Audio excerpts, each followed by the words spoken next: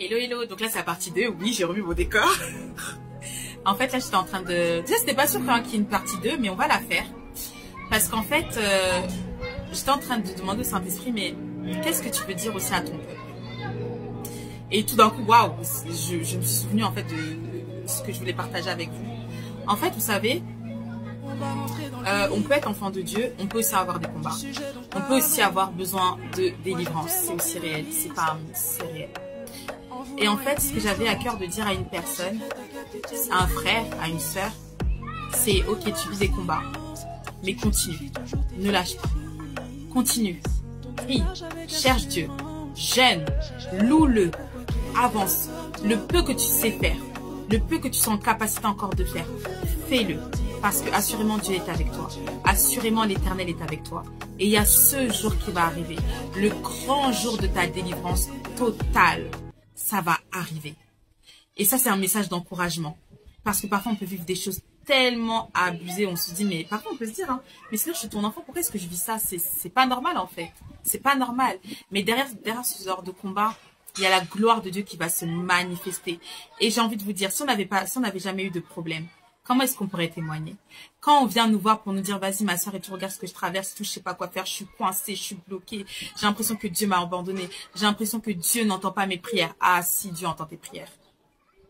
Il entend tes prières. Donc c'est ce que j'avais à cœur de vous dire. Dieu entend les prières de son peuple.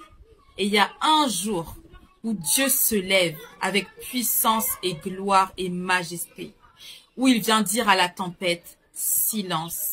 Tais-toi. On n'est pas seul en Jésus. Parfois, on voit tellement les situations plus grandes que ce qu'elles sont. Plus grandes. Pourquoi? Parce que Dieu est Dieu, c'est lui le Dieu le plus grand, le plus haut, le plus puissant. Il est Dieu. Il est le Dieu tout-puissant. Le Dieu vivant et vrai. Celui qui veut manifester sa gloire tous les jours dans nos vies. Donc vraiment, soyez fortifiés. Sois fortifié mon frère. Sois fortifié ma sœur. On peut pas être, comment dire, parfois il y a des choses qui nous résistent. Ça peut pas être tout, hein, quand même. On doit se battre. Mais cherche Dieu. Peut-être que tu es au prix d'une, comment dire, peut-être que tu es emprisonné par une addiction. Continue à te battre. Continue à chercher Dieu. Continue à crier à Dieu. Ne te bloque pas. Ne t'arrête pas. Ne laisse pas le diable prendre le dessus sur toi. Toi, déclare que tu vas t'en sortir. Déclare que tu vas réussir. Et même si tu tombes, Dieu te relèvera toujours. Toujours. Cette fois, le juste tombe, mais Dieu le relève toujours, toujours. Moi, là, que vous voyez, hein. Je suis déjà tombée. Avant, je tombais. Un jour, je ne tombe plus. C'est possible. Et après, tu retombes. Ah oui. Ça claque, hein. C'est des claques, hein. Tu dis, oh, sérieusement? Et j'ai envie de te dire, accroche-toi. Ne lâche pas. Parfois, on peut tomber, on se dit, non, je suis pas sauvée. T'es sauvée. Mais c'est parce qu'il y a des combats, parce qu'il y a la chair. Tu peux tomber et tu vas tomber. Franchement, si quelqu'un dit qu'on ne tombera jamais, en tout cas, assurons-nous vraiment qu'on est toujours assis à la droite du Père. Parce que même si, en tout cas, moi, je souhaite que personne ne tombe dans le nom de Jésus. Je souhaite qu'aucun de nous ne puisse tomber. Mais je parle à ces personnes-là qui tombent. Il y aura un jour où tu ne tomberas plus. Il y aura un jour où tu tomberas peut-être, mais tu ne resteras pas à te lamenter. C'est pour ça, en fait, que le diable, il est toujours là à parler dans nos têtes, là, tout le temps. Radoter. Non. Quand tu as demandé pardon à Dieu, rassure-toi que Dieu t'a pardonné. Mais la troisième clé, c'est quoi? Pardonne-toi toi-même. Parce que le jour où tu te seras pardonné, réellement, totalement, l'histoire, elle sera réglée. Et quand le diable sera là pour te dire, ah, tu te souviens, tu diras, hey, silence, tais-toi. Dieu m'a déjà pardonné, moi j'avance. L'esprit de culpabilité, c'est pas mon partage. Plus facile à dire qu'à faire. Le Saint-Esprit est là pour nous aider. Parce qu'il y a des fois, on pense qu'il y a des situations qu'on a déjà dépassées, on se dit non, c'est le passé. Et après, ça revient parce qu'effectivement, il y a des points où, par exemple, on va se rendre compte qu'on repart toujours dans le passé, et le Seigneur nous donne des paroles, hein. Parfois, via une prédication. Ah, je sens que je dois dire à quelqu'un, arrête avec le passé. Mets une croix sur le passé. Et en fait, une fois, il y a pas longtemps, j'avais entendu cette phrase-là qui disait en fait que ton passé a été cloué à la croix. Donc, quand tu penses à ton passé, pense à la croix. Pense à la croix. Le passé, la culpabilité, c'est à la croix. Et assurément, nous ne sommes pas seuls. Assurément, notre Dieu est à nos côtés. Ouh, il y a une araignée. Passons. Bon, aujourd'hui, beaucoup de... Hein, c'est pas grave, on continue. En tout cas, voilà. Continuons à avancer avec l'Éternel. Il est le Dieu des esprits des prophètes. Il est le Dieu tout-puissant, vivant et vrai. Et assurément, avec lui, on a la victoire. On combat, mais on combat dans la victoire. Il y aura toujours ce jour-là, là, où le Seigneur va nous envoyer la personne qui détiendra la clé de, vous savez, hein, de la fin de tout un problème. Ah oui.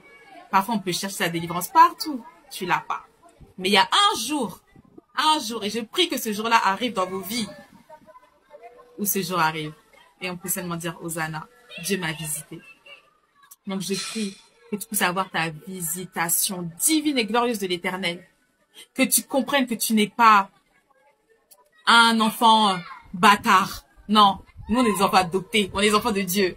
On a un héritage grandiose, glorieux, glorieux. Notre Dieu ne nous a jamais abandonnés. Il ne nous abandonnera jamais. Souvent, c'est nous qui lâchons sa main. Mais à un moment donné, il faut aussi arrêter de lâcher la main de notre Dieu. On veut vivre le surnaturel, le miraculeux. Tous les jours, tous les jours, tous les jours. Vous savez, entendre Dieu nous parler, c'est un miracle en soi. C'est un miracle. Et parfois, on s'habitue. Mais c'est un miracle. Même la délivrance, c'est un miracle. C'est un miracle. On se dit, mais quelle grâce tu m'as faite. Il y a ce verset-là que je viens de lire, c'était dans le livre de Jean. Pour une fois, je me souviens des chapitres. Jean chapitre 12. Jean chapitre 12. Non, mais c'est bon, c'est bon, bye. Jean chapitre 12. Où en fait, il expliquait que le temps est venu où le prince de ce monde sera jugé et qu'il sera jeté dehors. Oui, Satan, tu as été jeté dehors. Et quand j'ai lu ça, je me suis dit, mais moi, excuse-moi, Seigneur, mais franchement, quand on voit nos vies et tout un peu parfois, on n'a pas trop l'impression qu'il a été jeté dehors, hein, hein? Et ça, on m'a dit, mais c'est vous, vous lui donnez tellement d'importance que ça arrive à la hauteur de ce que vous pensez. Vous n'avez pas remarqué parfois, quand on imagine le pire, c'est ce qui nous arrive? Franchement, arrêtons d'imaginer le pire tout le temps. En Jésus, nous avons la victoire, une victoire incroyable. On donne tellement d'importance à nos problèmes, tellement d'importance à nos... C'est bon. Et il a été jeté dehors. Il a été jeté dehors. À nous de le jeter à l'extérieur de nos familles aussi. De renverser les autels. Mais surtout, la clé, de demander à Dieu la stratégie. Parce que quand on avance avec la stratégie de Dieu, waouh, des miracles!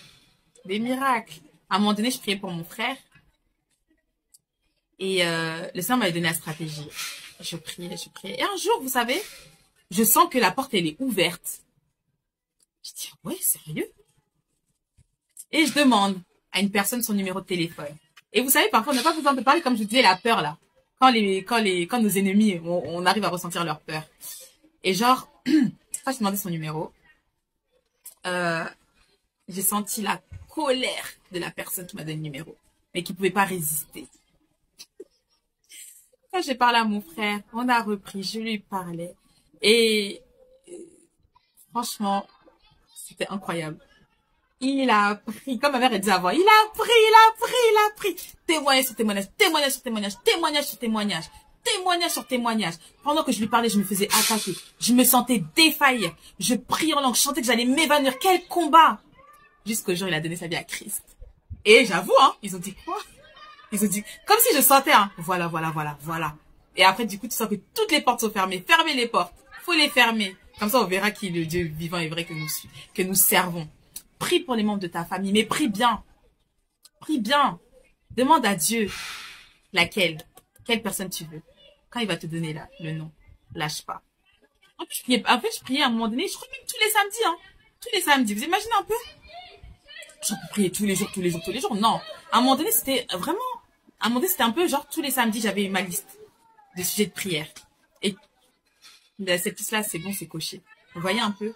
Mais Dieu, on a eu encore des combats après. Ah oui, hein, la division, la séparation, les blessures. Mais qui dit combat dit victoire. Que Dieu vous bénisse. Bye. La paix du